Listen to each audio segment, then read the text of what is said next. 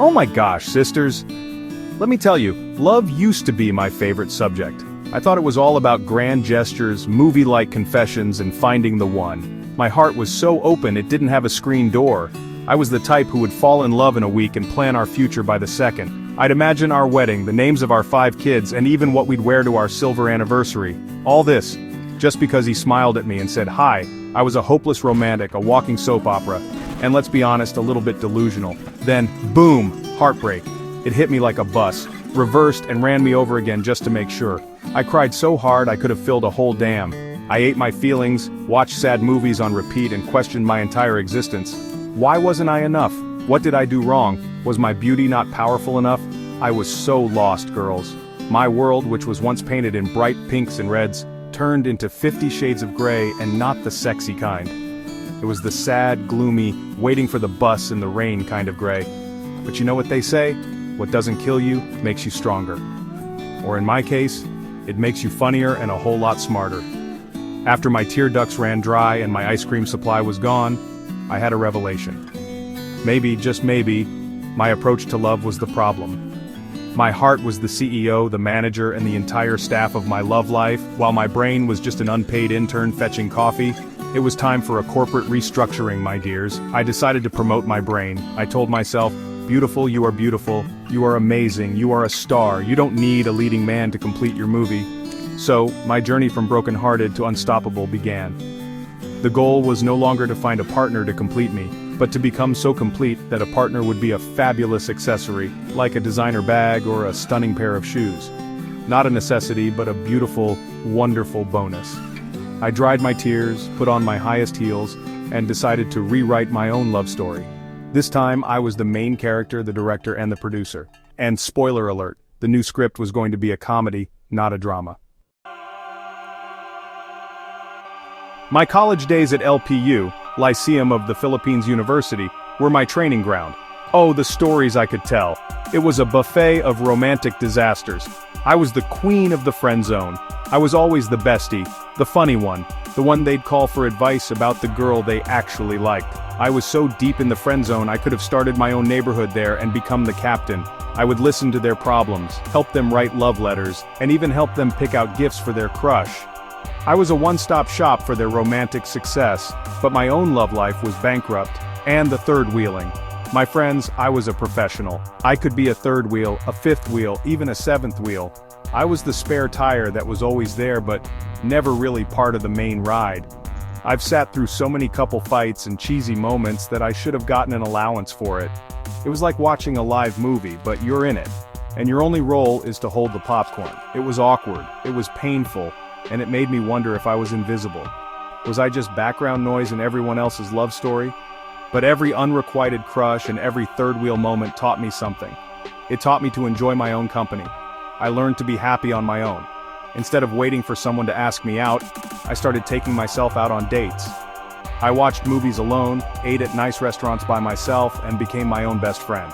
It was liberating. I realized I didn't need someone else's validation to feel happy or complete. My happiness was my own responsibility, and I wasn't going to outsource it to some cute guy who couldn't see the superstar in front of him. Moving on from those experiences was my graduation. I left behind the girl who waited for text messages and started becoming the woman who was too busy living her life to check her phone. The LPU files were officially closed. I emerged not with a diploma in romance, but with a PhD in self-love. I learned that the most important relationship I'll ever be in is the one with myself, and let me tell you, we are so in love. It's the healthiest, most stable relationship I've ever had. No drama, just pure, unadulterated self-appreciation. Alright, let's talk strategy. After my heart got its degree in pain, my brain took over the admissions office for my love life.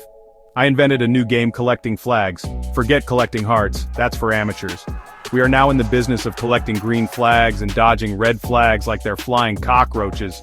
A red flag, my dear, is a warning sign. It's that little voice in your head that says, hey, something's not right here. It's when he's rude to the waiter, talks only about himself, or his profile picture is a car. Run, that's not a red flag, that's a whole parade. A green flag, on the other hand, is a sign of a good, healthy human.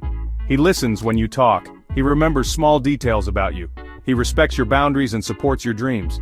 He's kind to his mother, but not a mama's boy, there's a difference. These are the things we should be looking for. So, on every date I have a mental checklist. Is he a green flag? Is he a walking, talking red flag? My brain is the referee, and it's not afraid to blow the whistle and give a red card. It's about being smart, not just being in love. Using your brain doesn't mean you have to be cold and calculating. It's not about losing the magic of romance. It's about protecting your magic. Your heart is precious, girls. It's a limited edition designer piece. You don't just hand it over to anyone who smiles at you. You need to check them out. You need to do a background check. I'm kidding, but not really. Think of it this way. Your heart feels the chemistry, but your brain checks the ingredients. Is this love potion healthy, or is it poison? Use both. Let your heart flutter, but let your brain do the flying. This is why I'm on a mission. I'm not just dating, I'm conducting research. I'm a scientist in the laboratory of love, and my goal is to find the best possible formula for happiness. It requires data, and every date is a data point. Is he funny? Green flag. Is he emotionally available? Green flag. Does he think the earth is flat is a debatable topic?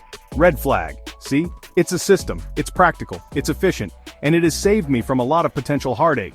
Being smart in love is the new sexy. Now, for the juicy part. People ask me, Vice, are you dating anyone? And I say, yes, which one are you asking about? Kidding aside, my goal is simple, 100 dates before I turn 30. Why? Because I want options. I want experiences. I want to meet different people and learn from them. Monogamy, the idea of one person for life, sounds beautiful, but it also sounds like a lot of pressure. It's like going to a buffet and only being allowed to eat one dish for the rest of your life. What if you chose the stew, but you realize later you really wanted the sour soup? It's a huge risk. Bigamy? Oh no, that's two people, that's just double the trouble, double the headache. Imagine juggling two dramas at once. No thank you, my goal, my dream is polygamy. And I don't mean it in the traditional sense of having multiple spouses. For me, polygamy is a mindset. It's about having multiple sources of love, joy, and connection. It's having a rich life filled with many amazing people, friends, family, and yes, multiple romantic interests. It's about abundance, not restriction. It's a feast of love, and I want to try everything on the menu. Some people might call it being a player, but I call it being an explorer. I'm exploring the vast world of human connection. I'm not hurting anyone. I'm honest about my intentions. I'm not looking for a husband right now. I'm looking for good conversations, good food, and good times. And if I find someone amazing along the way, great. They can join my beautiful, chaotic, and loving polygamous life. It's not for everyone, and that's okay. But we need to stop thinking that there's only one right way to love. The traditional love story is just one genre. I'm writing a comedy adventure anthology. So, my advice to you, my beautiful friends, is this. Move on from what broke you, but don't forget the lesson. Love yourself first, last, and always. Be the main character in your own story. And don't be afraid to try new things, to write your own rules, and to choose your own happy ending, or happy beginnings. Whether it's monogamy, polygamy, or just happy me, you do you. As for me, I have about 27 dates to go to reach my goal of 100. Wish me luck, and may your flags always be green. Being beautiful is enough.